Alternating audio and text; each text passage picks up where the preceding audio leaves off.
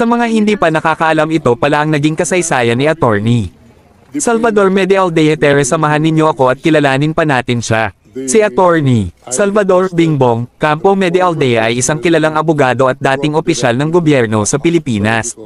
Siya ay ipinanganak noong ika-14 ng Oktubre taong 1951 sa Maynila at anak ng dating Associate Justice ng Korte Suprema na si Leo D. Medialdea. Maagang buhay at edukasyon. Lumaki si Medialdea sa Davao City kung saan siya ay naging kaibigan ni Pangulong Rodrigo Duterte noong kanilang kabataan.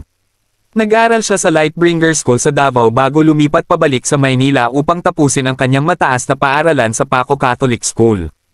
Nakakuha siya ng Bachelor of Science in Commerce na may pangunahing larangan ng pamamahala mula sa Colegio de San Juan de Letran noong 1972 at nagtapos ng Bachelor of Laws mula sa San Beda College of Law noong 1976. Pumasa siya sa bar exams noong 1977.